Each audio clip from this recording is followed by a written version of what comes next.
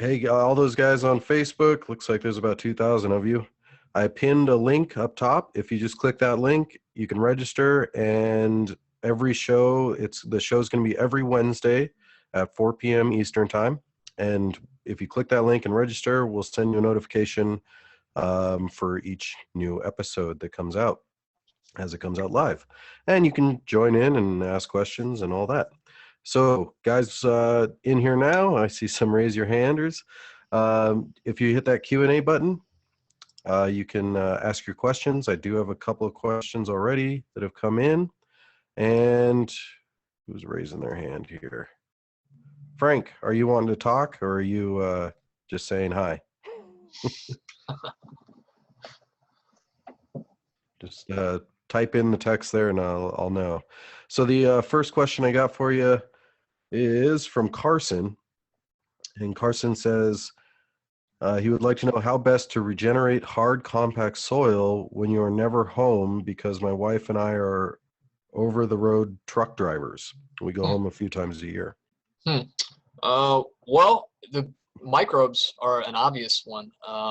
They work when you're not there. That's a lot of the benefit that you get out of them. It's not a human responsibility to grow plants. I mean, it's somewhat become that, particularly when we're not leveraging the soil. So, I guess you could answer that in a number of different ways. But I would say, having a living soil is going to work for you while you're not there.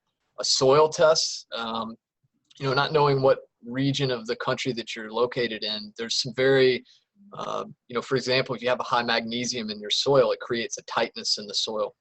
So traditionally what people do is they might bring enzymes to break the soil up. That's a conventional practice, or you plow and you aerate, that kind of thing. No-tilling is absolutely relevant. It's somewhat of a pipe dream if you're starting out, because there are some benefits to breaking the soil up. If you're taking proper agronomic approach from there, typically you don't need to do that over and over. But rather than bring the enzymes, which will break up a hard pan or a compaction scenario, enzymes are created for free by microbes.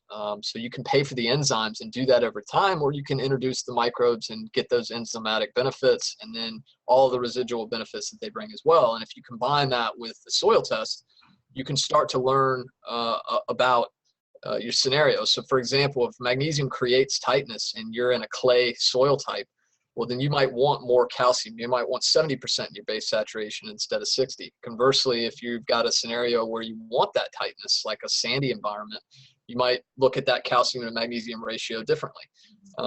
So, from my perspective, I hope that helps a little bit, but it is a little bit difficult to answer a particular question like that without the sort of analytics that are really required to be a little more formal about it.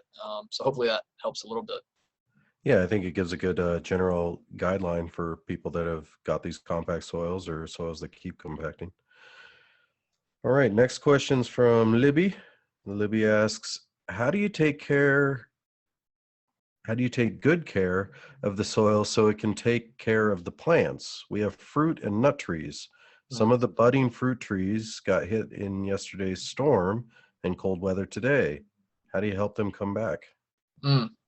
Well, that's a good question. I think, in your specs, it's kind of the holy grail, right?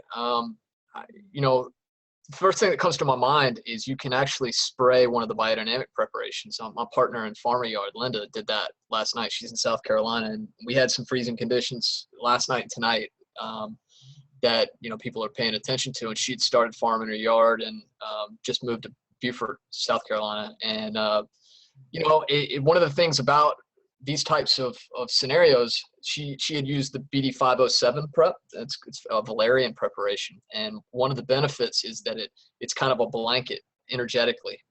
And work with me here. When I start talking about energy, I'm being very literal. There are absolute benefits to these things that have been proven in the respects that, biodynamics is mainstream in the viticulture world and the wine industry. And in countries that don't have the topsoil we have to take advantage of, like Australia and Israel. And so, these are not just kind of woo-woo new ideas. But the idea of using the 507 is kind of like a blanket for the farm. And she used it 2 days ago. Got some from JPI in Virginia, Josephine Porter Institute, and didn't lose a plant. So call that anecdotal. Wouldn't blame me for a second. But I would challenge you to look into some of those biodynamic approaches that might work for you.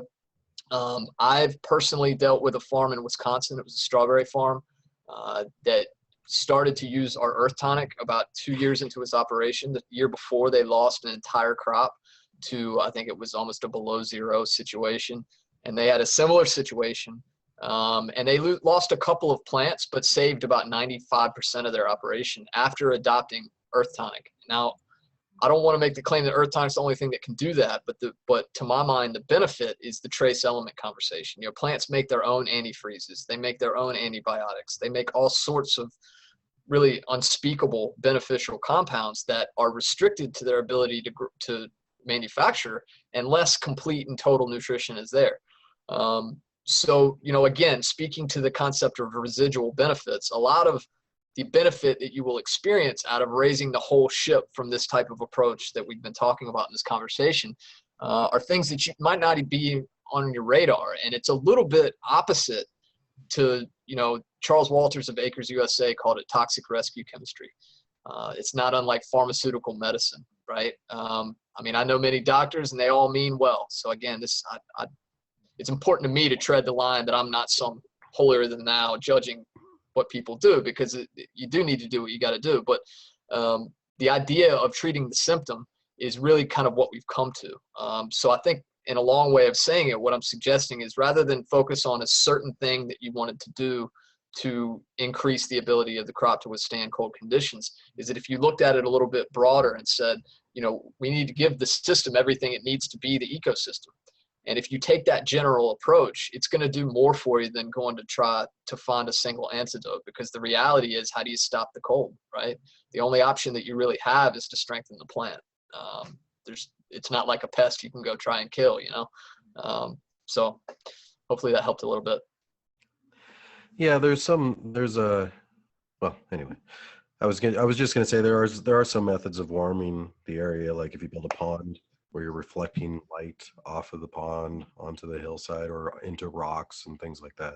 And overwatering plants, actually, it's a little counterintuitive, but water changes temperature slower than air. So if you've got a single outlier, it's a little counterintuitive, but if you heavily water before that freezing condition, it can incubate the crop.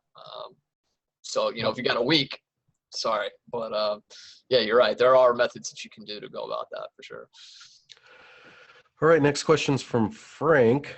Frank says, what are the key methods of selling this to the homeowner? What are the selling points? And are you aware of Soil Secrets out of New Mexico? Soil Secrets. That kind of rings a bell. Maybe they make mycorrhizal products or humic acids. I could be wrong about that. A lot of people doing a lot of good work in these regards. In terms of the homeowner, if I might ask a follow-up, in what capacity? In terms of like farming the yard, or are you trying to sell them something, or what do you mean? I think he just wants to know, if he's going to some homeowner and he wants to sell them on doing these things, these soil, what should they be doing, or what can he express to them that's simple to understand and get them into it? Yeah, well, in some respect, a lot comes into my mind, because that's basically the exercise that I did for 15 years in Progressive Gardens, was post up as a store, and people would come in and say, well, I have a problem. And rather than say, look, take this poison and go kill it, I would do this, and I can't say that it was effective 100% of the time, but I'm pretty proud of kind of the progress that we made. And what I came to was trying to create analogies. I offered a lot of them through the talk. One of my favorites is try drinking a beer without yeast. Microbes get important really quick, or bread, depending on your flavor.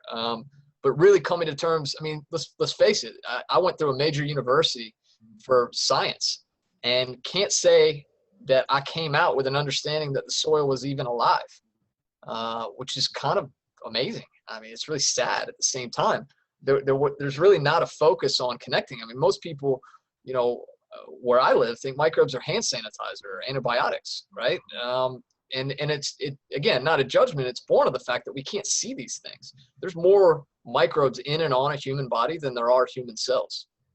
I mean, it kind of makes you squirm a little bit. It's pretty insane, but it's true. So, you know, coming to terms with those types of things and developing your own analogy is helpful.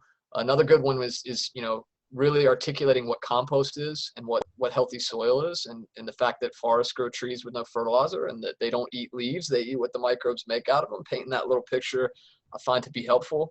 And, you know, depending on what your angle is in terms of a lawn care application or in terms of a food growing application, you know, you can kind of change the story, but, you know, you get in what you get out what you put in. And if you know, trust but verify. You cannot assume, particularly in a homeowner application, that property was developed at some point in history, even if it was 50 years ago. And the activity of developing home is extremely destructive. You're either taking the top 2 feet of soil off to raise the land and level it, or you're bringing in some really cheap fill that's nothing better than aged manure or you know, some kind of fill dirt to level the land. And, you know, microbes don't jump over the fence. Minerals don't just balance themselves. That's why the weeds are going crazy. So, you know, starting to invite people to consider that, you know, a lot of the weeds that we're battling in your yard are found in the health food store down the road. Now, I'm not, you know, again, you know, you have to develop a way in which to connect with people on it. The idea is not to wait on the weeds, but changing the mindset from the weeds are coming from my neighbor's yard. Can't tell you how many times I've heard that.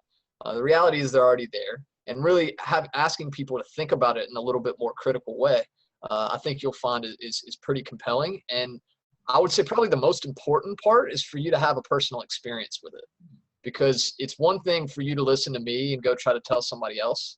It's another entirely if you've seen it happen in the way that I'm discussing. People can hear it in your voice, right? They can see it in your eye. And I mean, one of the experiences I had with a natural approach, we chose not to use any herbicides in our lawn care company. And we basically would say, if somebody wanted an aesthetic weeds gone tomorrow kind of thing, we'd say, look, you know, this might not be the right fit for you. You know, there's 75 other companies in town that are happy to do that. You know, no judgment sort of thing. And, you know, more than half of the time when we had that dialogue with someone, they'd lean forward and say, wow, you know, really?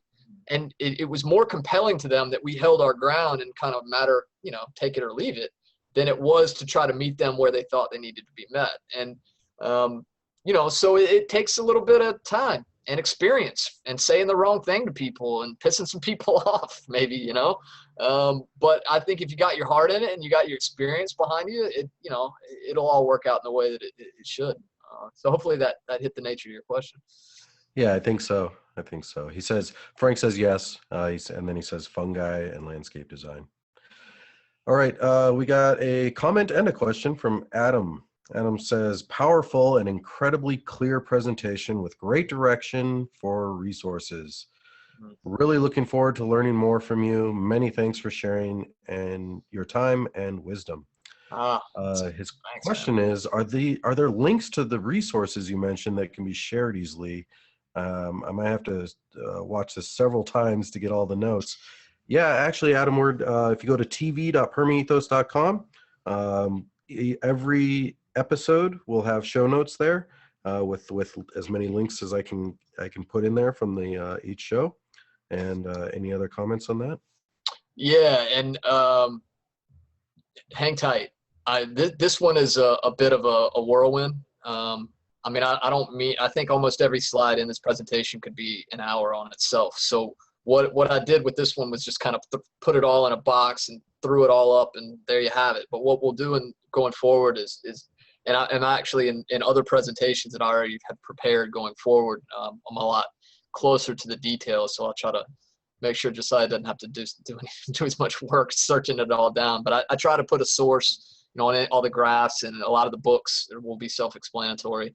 And, you know, feel free to engage me directly through the channels that Josiah has set up. And, you know, I'll bend over backwards for you, man. I really appreciate your comments there. Makes my day. Well, I mean that. Appreciate it. Yeah, and along those lines, we had another comment about getting the slides. Someone was saying, God, I wish I could just get a copy of these slides. We might provide those for the members. I don't know. It's up to you. I can send a PDF. I'll digress to your platform, but make it a PDF out of that. It's no problem. It's a click of a button, so I can email Okay, it. so that's one thing we'll add. If you become a member, that as part of the membership, you get direct access to Evan, where you can ask him questions and he'll give you answers. And there's some resources in there, and we'll make the slides part of the resources of supporting the show. All right. Next question's from Ben. He says, is ever a point of diminishing returns or a contradiction? Boy, that's all right. Is there ever a point of diminishing returns or a I can't read that word. It's misspelled, I think. I'll say contradiction for using aerated compost teas. I love the results of my duck pond water teas, but at times have more than it seems my soil needs. Well, I'd be interested to know how you experience more than it needs. It has not been my experience that, I mean, it could be a burning situation. You know, I'd have to have a little bit more information there, but biologically speaking, it's not really possible to add too many microbes. And I don't ever want to say never. I actually work with a viticulturist, a consultant out in California, and he's investigating this theory that you can overstimulate plants with microbes. It's kind of interesting. I can't say that he's got any kind of data that's compelling yet, but so it's a worthy idea. But you know, typically in compost tea, I would say a weekly application. Any more than that's somewhat overkill, particularly on larger areas because it costs to go out in the field. But you know, at least once a month to get the communicated results. As far as you know, comparing it to your duck pond, it's kind of an interesting comment that you make there, because that's essentially is an aquaponic system. I mean, every pond is. It's kind of like composting happens in the forest. Like your entire farm and your entire landscape and your entire world should be a compost pile. The fact that it's not is because humans exist, right? And we adulterate the situation. So what we're talking about here is kind of getting out of the way, right? And more directly, as opposed to just cold turkey getting out of the way, is setting the system up proactively so that it has the components it needs to be an ecosystem. It's kind of like, you know, imagine trying to take your pond and make an ocean out of it. Like, that's a tall order, right? It's you can't just go pick 20 organisms and throw them in the water and it fixes itself. You have to source these materials from the source. So you know, your duck pond water, that's a great practice. You know, you would basically assume that healthy soil microbes are converting the duck waste and the fish waste into plant food.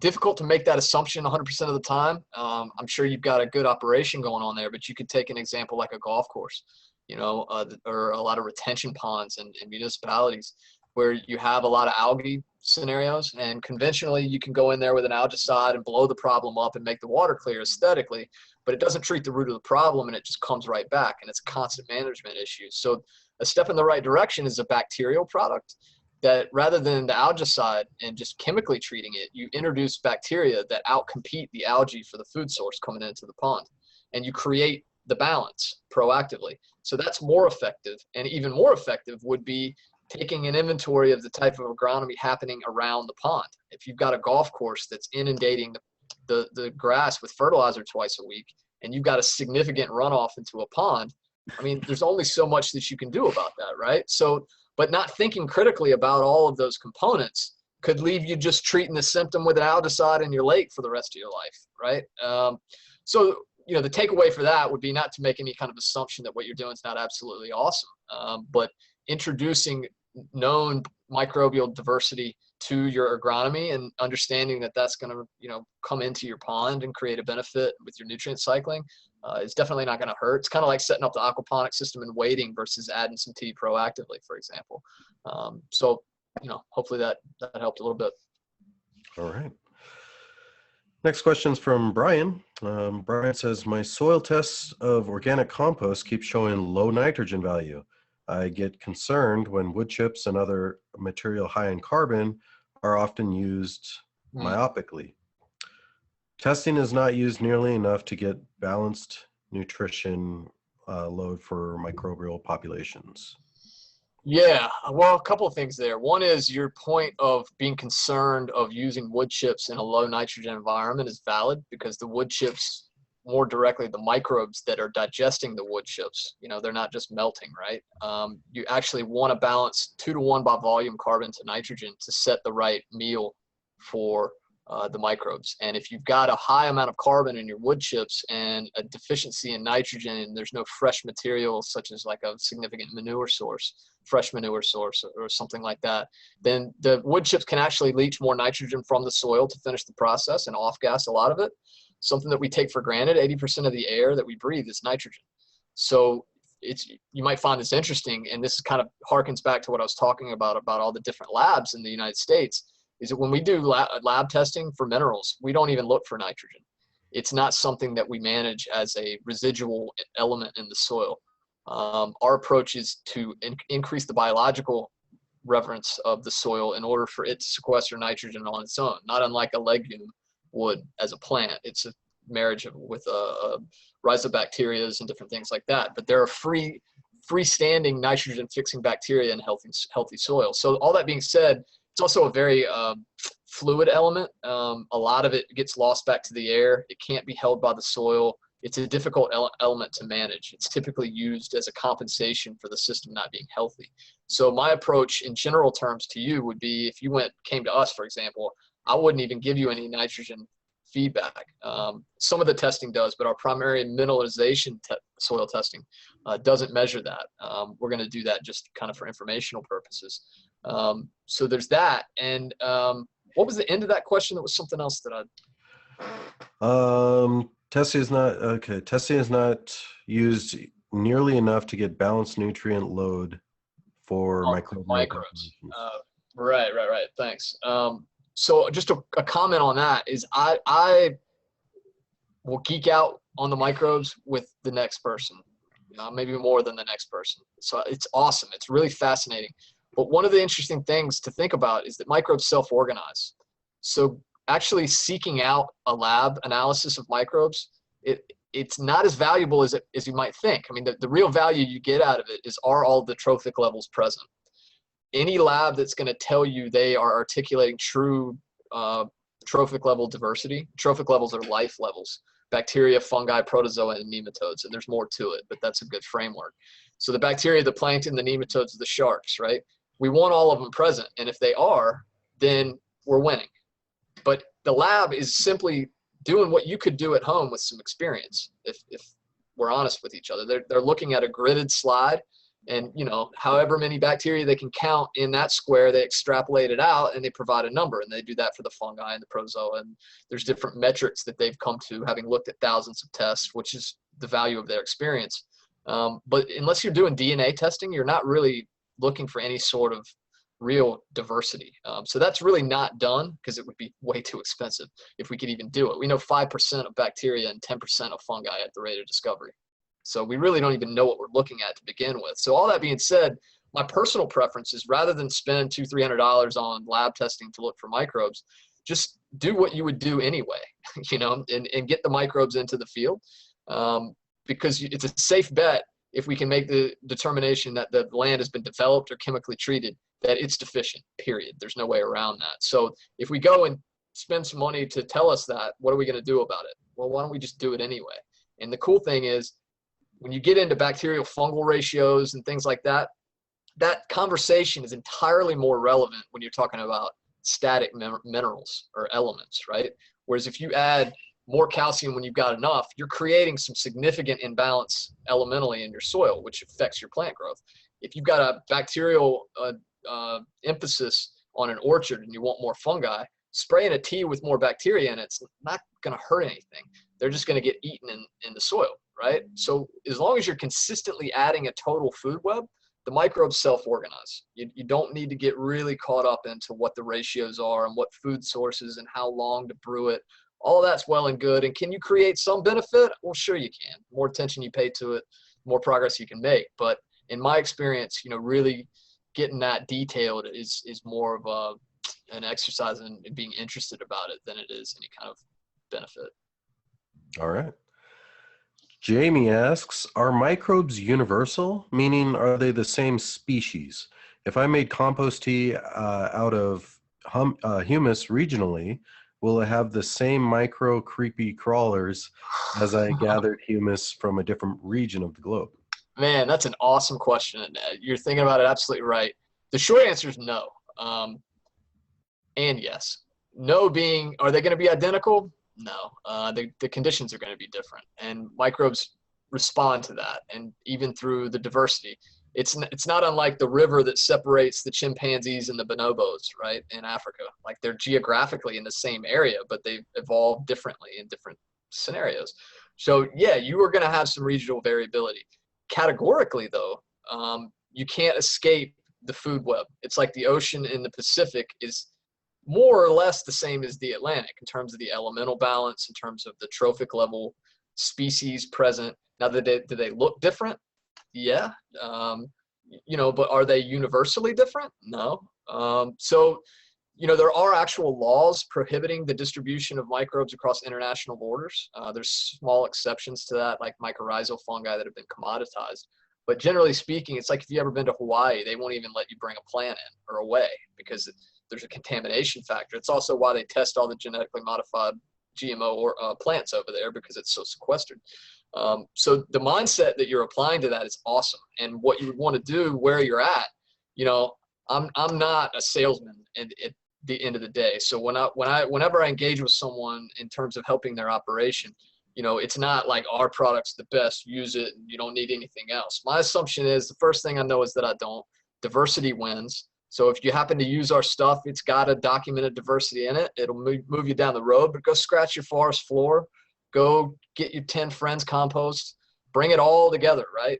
The more diversity, no matter where it's from, that you have, the stronger the system. So I think that idea would probably win the argument if I was having it with myself. But, you know, there's nothing that will replace the endemic microbes that you have around you. Just, you know, one more point there is if you go reading online about composting, it leaves a lot to be desired. You know, there'll be a long-winded site telling you how to do it, and the word microbes never even mentioned, which is kind of why we all are going through the right motions, but we're not having the success that we want to. We hadn't added the yeast to make the beer or the bread. So, you know, that idea of assuming those microbes are there, what they do reference is a good cup of garden soil in the compost pile. And the assumption that they're making there is that the microbes that do the work in the compost pile are in the garden soil you're using. We just got done talking about the property development. So here you go, where you're doing all the right motions. I put the garden soil in. They didn't connect you to what you were actually doing when you were doing that, which is highly important. But the real important thing of this thought is that you're not adding the diversity of microbes to give you the result that you want. So it's somewhat the same in how you're asking. If you went and scratched, you know, your backyard and put that in a tea, you're probably going to be lacking on diversity, you know. But if you could find a virgin forest or something like that, you're going to have a higher fungal content, which is not necessarily a bad thing. Worm castings are great.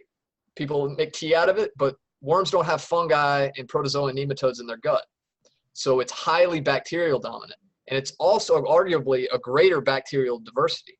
So, you know, tea is great to make out of castings, but you're not making those other organisms. So I say that just to flesh out the idea of bring as many sources of microbial relevance as possible. And the last thought would be, you know, what first came to my mind when you asked that question was, you know, think about gut microbes. The reason manure is not humus is not because it hasn't been decomposed, but it's been done so by anaerobic microbes that live without oxygen in a digestive system. Those microbes are not soil microbes, right? So manure needs to be decomposed by a different set of microbes that operate in different sets of conditions, even within the same ecosystem, right? So you can kind of apply a leveled approach, not only geographically, but also in terms of the mechanism of which the pile uses to break that down. And, you know, we'll cover that in a lot of detail when we get into the biological realm of bioenergetics over time. All right. Awesome. All right, guys. I'll take one more question and then we got to wrap things up. We've been going an hour and a half now. Let's see. Kevin asks, if a compost pile was contaminated with bark from a tree that died of mountain ash disease, is that compost useless? Ooh, that's a good question. I don't know the answer to. Other than to say, And I won't make a claim that it will mitigate it, but the process of composition is a sanitization process. It's kind of a convoluted idea there. Is when you bring the balance, it's going to remove the pathogen. Very rarely do you ever see a contamination reality in nature. I mean, you can have invasive species and things like that, which is kind of why it's not a black and white conversation. But somebody just asked me this a minute ago. They had a contamination of some virus that I'd never heard about on Facebook, and they were asking. It was a vet that had some kind of animal virus in their soil, and would compost to get rid of it. And it's kind of the same answer. It's like, man, I got to stop short of saying, yeah, it's going to definitely get rid of your problem.